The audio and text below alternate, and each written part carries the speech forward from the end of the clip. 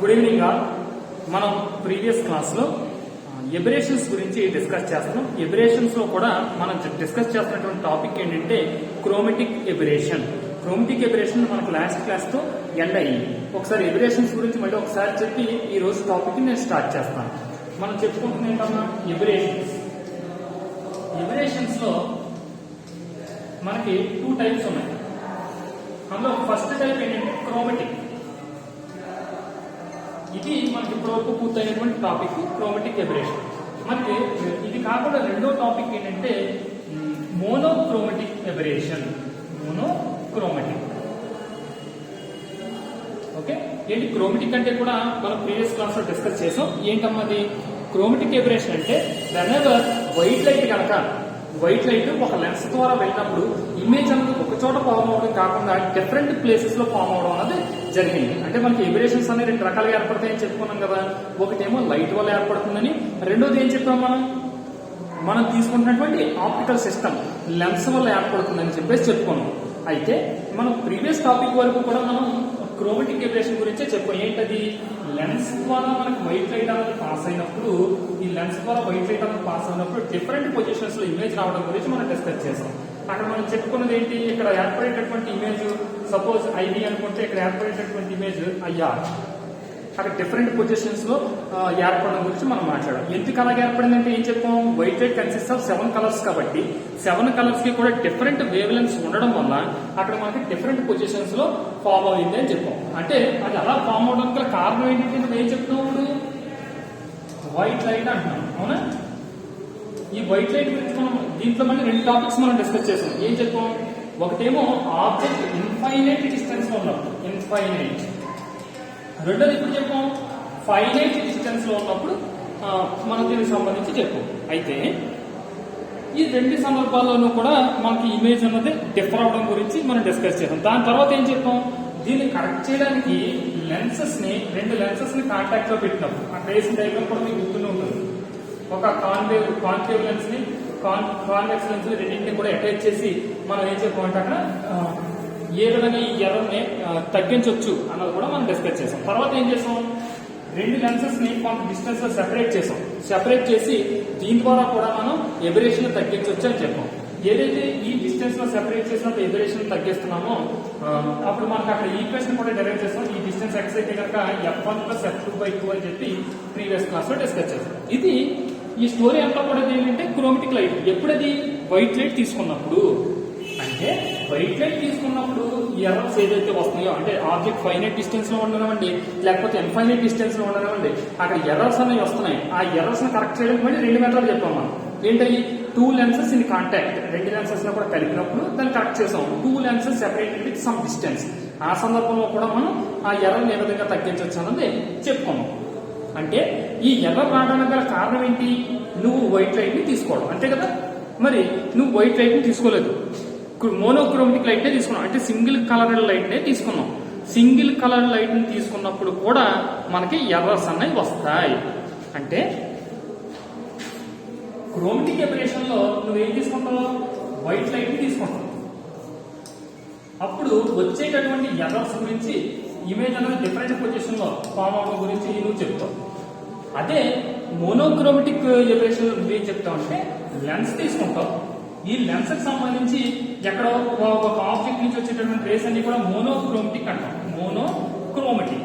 అప్పుడు మరి white light తీసుకున్నప్పుడు అయితే 7 కలర్స్ ఉండడం వల్ల ఇమేజ్ డిఫరెంట్ పొజిషన్ లో ఫామ్ అవుతుందని చెప్తున్నాం. మరి మోనోక్రోమెటిక్ లైట్ తీసుకుంటే డిఫరెంట్ పొజిషన్స్ లో ఇమేజ్ అనేది ఫామ్ అవ్వచ్చు అంటే ఫామ్ అవ్వకూడదు కదా. మరి అయినా కూడా నువ్వు మోనోక్రోమెటిక్ లైట్ ని తీసుకున్నప్పటికీ మనకి ఇమేజ్ అనేది డిఫరెంట్ పొజిషన్స్ లో ఫామ్ అవడాన్ని అబ్జర్వ్ చేస్తాం. మరి ఎందుకు, మరి వైట్ లైట్ అంటే 7 కలర్స్ ఉన్నాయి కాబట్టి ఇమేజ్ డిఫరెంట్ ప్లేసెస్ లో ఫామ్ అయింది. మరి మోనోక్రోమెటిక్ లైట్ తీసుకున్నప్పుడు అలా ఫామ్ అవ్వకూడదు కదా.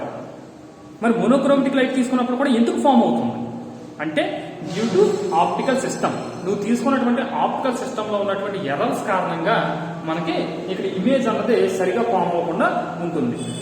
ఓకే. మరి ఈ ఇమేజ్ సరిగా ఫామ్ అవ్వట్లేదని అంటున్నాం. అక్కడ మరి అయితే ఫైనైట్ డిస్టెన్స్ ఇన్ఫైనైట్ డిస్టెన్స్ అని అన్నాం. కానీ ఇక్కడ నువ్వు తీసుకునేటటువంటి లెన్స్ ఏదైతే ఉందో ఆ లెన్స్ లో డిఫరెంట్ పాయింట్స్ అనేవి ఎగ్జిస్ట్ అయ్యే అవకాశం ఉంది. ఆ డిఫరెన్స్ ఫాల్ట్స్ ని బేస్ చేసుకుని ఈ ఎర్రర్స్ మనం 5 రకాలుగా డివైడ్ చేసాం. ఓకేనా? అంటే క్రోమెటిక్ ఎబరేషన్ లో కనుక నువ్వు మాట్లాడితే అందులో వచ్చేటటువంటి ఎర్రర్స్ ఏంటంటే ఒకటే ఎర్రర్ వైట్ లైట్ తీసుకోవడం వల్ల డిఫరెంట్ పొజిషన్స్ లో ఆబ్జెక్ట్ ఇమేజ్ అనేది ఫామ్ అవడం. కానీ మోనోక్రోమెటిక్ లైట్ లో, మోనోక్రోమెటిక్ ఎబరేషన్ లో మనం ఏం చెప్తాం, whenever you are taken monochromatic light, that means what, single colour light తీసుకున్నప్పటికీ కూడా మనకి ఇమేజ్ అనేది డిఫరెంట్ పొజిషన్స్ లో ఫామ్ అవడం అనేది జరుగుతుంది. దీన్ని ఎన్ని రకాలుగా డివైడ్ చేశారు? 5 టైప్స్ గా. అదే దీన్ని అయితే ఓన్లీ 2 టైప్స్. ఓకేనమ్మా? అంటే ఫైనైట్ డిస్టెన్స్ ఉన్నప్పుడు ఆబ్జెక్ట్, ఇన్ఫైనైట్ డిస్టెన్స్ ఉన్నప్పుడు ఇది. అందులో అయితే మాత్రం 5 రకాలుగా డివైడ్ చేశారు. ఆ 5 టైప్స్ ఏంటి? సో ఇది క్రోమెటిక్. ఇది ఆల్రెడీ మన ఎక్స్ప్లెనేషన్ పూర్తి అయిపోయింది. ఇప్పుడు మనం నేర్చుకునేది ఏంటంటే మోనోక్రోమెటిక్. ఓకేనా? Monochromatic aberration.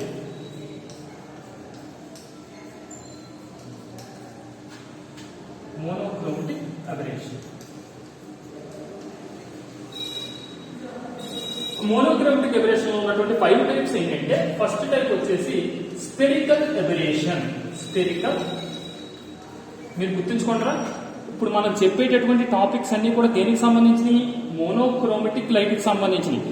ఎందుకంటే మోనోక్రోమెటిక్ లైట్ తీసుకున్నప్పుడు కూడా ఎర్రర్స్ వస్తున్నాయి కదా, ఆ ఎర్రర్స్ కరెక్ట్ చేయడానికి వాడేటటువంటి టెక్నిక్స్, ఆ ఎర్రర్స్ మళ్ళీ ప్రతిదానికి కూడా కరెక్షన్ చెప్పాలి మనం. ఇంతకుముందు మనం ఆబ్జెక్ట్ ఇన్ఫైనైట్ డిస్టెన్స్ ఉన్నప్పుడు, ఫైనైట్ డిస్టెన్స్ ఉన్నప్పుడు మనం ఎర్రర్స్ చెప్పాం కదా. ఆ ఎర్రర్స్ ఏం చేసాం మనం? లెన్సెస్ తీసుకుని 2 లెన్సెస్ కలిపి 2 లెన్సెస్ సెపరేట్ చేసి ఎర్రర్స్ తగ్గించే విధానం మనం మాట్లాడుకున్నాం.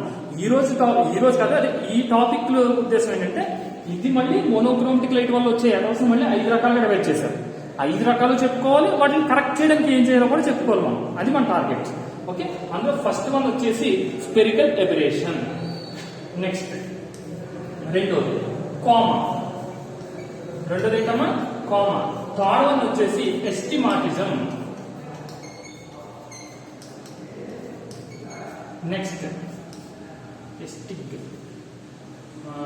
నెక్స్ట్ కాన్సెప్ట్ వచ్చి కర్వేచర్.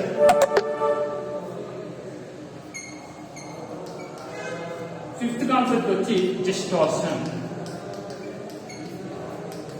ఇది మొత్తం మనకి ఇందులో ఉన్నటువంటి కాన్సెప్ట్ 5 కాన్సెప్ట్స్ అన్నమాట. ఒకటేంటి? Spherical aberration.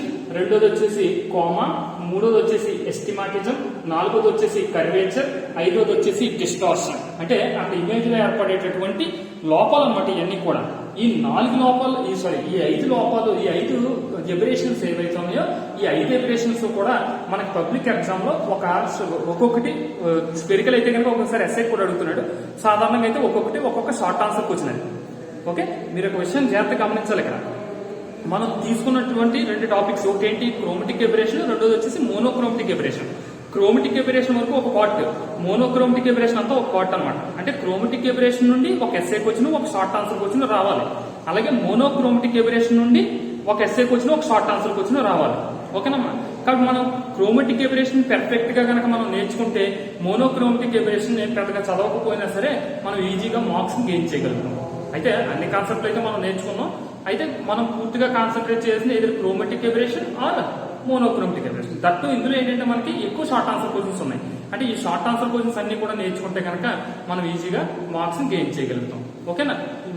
మనం నెక్స్ట్ టాపిక్ లో ఏంటంటే స్పెరికల్ ఎబరేషన్ గురించి డిస్కస్ చేద్దాం. ఎందుకంటే పెద్ద కాన్సెప్ట్ అది. మామూలుగా అయితే ఇప్పుడు మొదలెట్టచ్చు. స్పెరికల్ ఎబరేషన్ నుంచి కనుక మనం మొదలెట్టినట్లయితే అది ఎస్ఐకి వచ్చినది. కాబట్టి it will take much time. కాబట్టి దాన్ని నెక్స్ట్ క్లాస్ లో, అంటే టుమారో క్లాస్ లో మనం డిస్కస్ చేద్దాం. నెక్స్ట్ మిగిలినది కూడా షార్ట్ ఆన్సర్ క్వశ్చన్స్, రోజుకు ఒక క్వశ్చన్ చెప్పుకుంటే విత్ ఇన్ 5 days లోనే మనం దీన్ని కంప్లీట్ చేయొచ్చు. ఓకే? నెక్స్ట్ క్లాస్ లో మనం స్పెరికల్ ఎబరేషన్ గురించి డిస్కస్ చేద్దాం. ఇంకొక విషయం ఏంటంటే, ఎస్టర్డే క్లాస్ తో మనకి half of the syllabus complete అయింది. అంటే 2.5 units కంప్లీట్ అయింది ఎస్టర్డే క్లాస్ తో. కాబట్టి కొద్దిగా కేర్ఫుల్ గా ఉండండి. దీనికి అటాచ్మెంట్ ఫైబర్ ఆప్టిక్స్ అని చెప్పేసి ఒక కాన్సెప్ట్ ఉంది. ఇది అయిపోయిన తర్వాత ఫైబర్ ఆప్టిక్స్ కూడా చెప్పేస్తాను. 1 or 2 days తీసుకుని. ఓకేనమ్మా? That's it for today. Thank you all.